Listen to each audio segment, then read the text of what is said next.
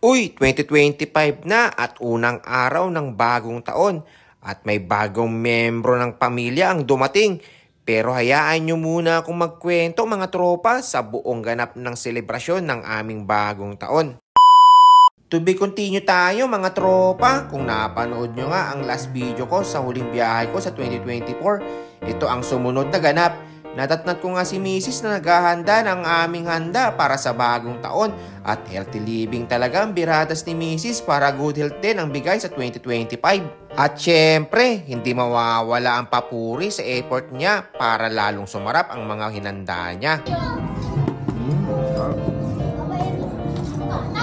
Pati nga ang mga bata ay nagustuhan talaga ang ginawang vegetable salad ni Mrs. At ito talaga ang hindi mawawala sa handa ng mga Pilipino, ang ihaw na baboy. Dahil may pamahiin tayong mga Pilipino na dapat mabango ang unang araw ng taon para mabango din ang pasok ng swerte sa buhay natin sa 2025. At ang sumunod na pamahiin, dapat malinis ang buong bahay para magaan at maliwalas ang buong taon ng 2025. At ang sumunod nga na pamahiin ay ang malinis na kusina at comfort room para lumayo ang mga sakit sa 2025. At ang sumunod na pamahiin ay ang pagpapausok ng kamangyan at insinso, pagtaboy ng malas at bad spirit sa buong bahay. Bago natin ipagpatuloy ang mga pamahiin, gusto ko munang i-flex ang handa naming buong lechon.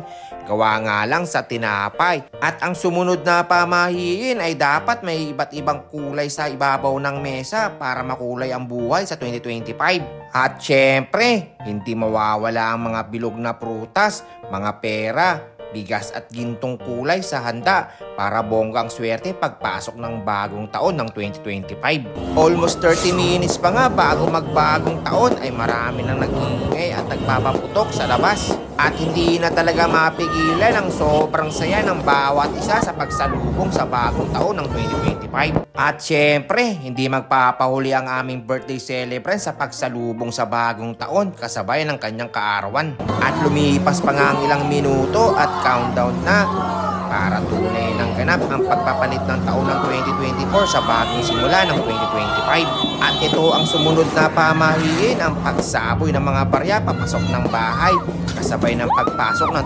2025 para tuloy-tuloy ang masaganang buhay, swerte at magandang oportunidad sa buong taon ng 2025. At syempre, hindi magpapahuli ang lagi kong kasama sa biyahe, ang aking motor.